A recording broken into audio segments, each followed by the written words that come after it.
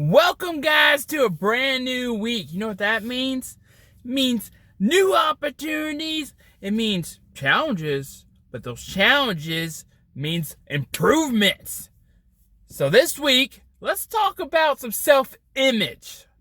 Yeah, you know I got it. But the truth is, I haven't always had it. There's actually a point in my life where I was pretty low, to be honest. I mean, I was pretty good about hiding it, but I got to a point where, honestly, I didn't like who I was. I absolutely hated who I was.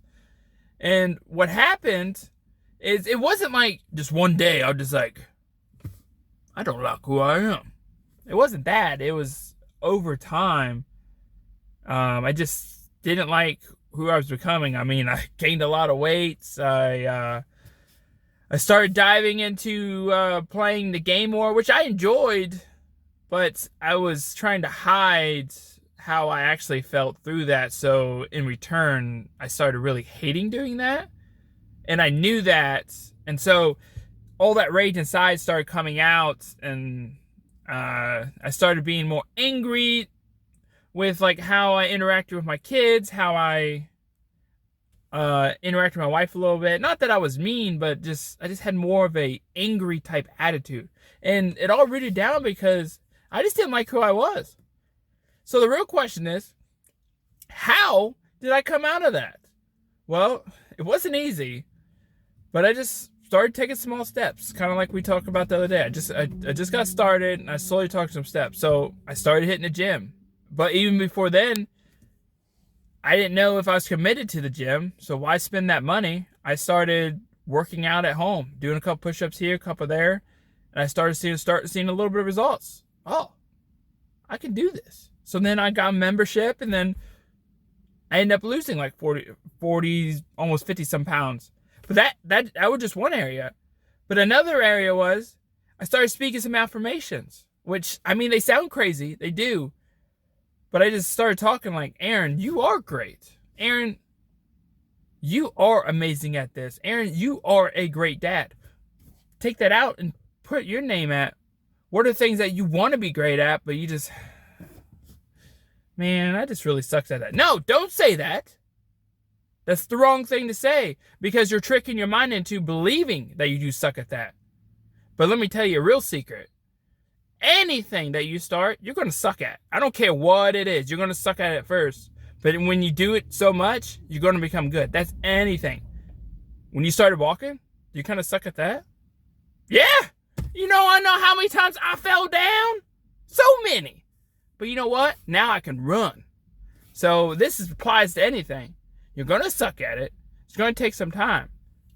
So let's get back to what we're kind of talking about. Your self-image, your affirmations.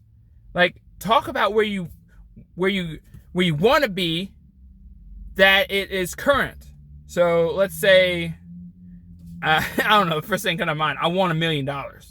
Instead of saying, I'm going to have $1 million. Say, I have $1 million. And what happens is, as you repeat that, I mean, at first you're like, yeah, right, we don't have that.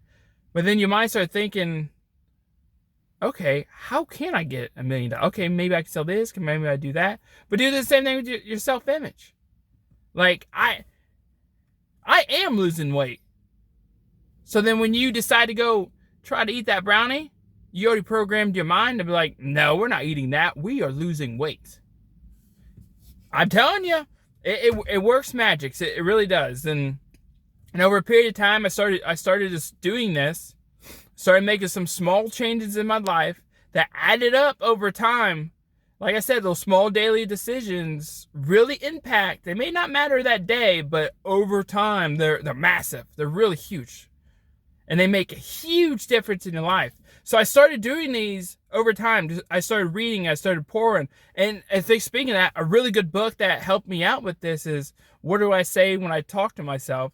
Fantastic book. It talks a lot about these affirmations that I'm referring to. And I started implementing a lot of this stuff. And I got to a point where, man, I really do like who I am.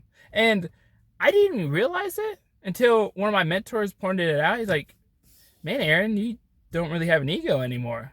I'm like, I don't either. Like I'm asking people now, like feedback. Before, like they would say like, "Hey, Aaron, you're kind of doing," I'd be like, "What? I don't do that."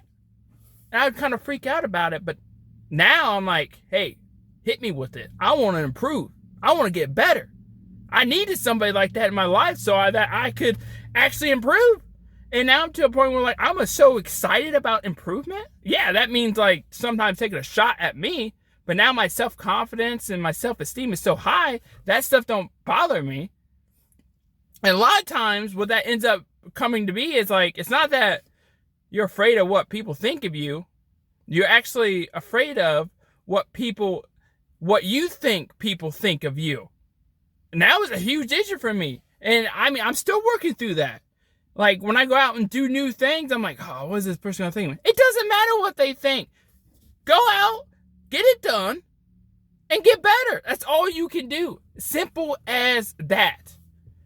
And I mean, this was probably almost like a year journey of like going through this type of stuff. And I mean, business in there was a good component as well. I started actually like really pursuing that, hitting it hard. So I think also with the self-esteem, like improving and affirmations, but are you actually pursuing something as well?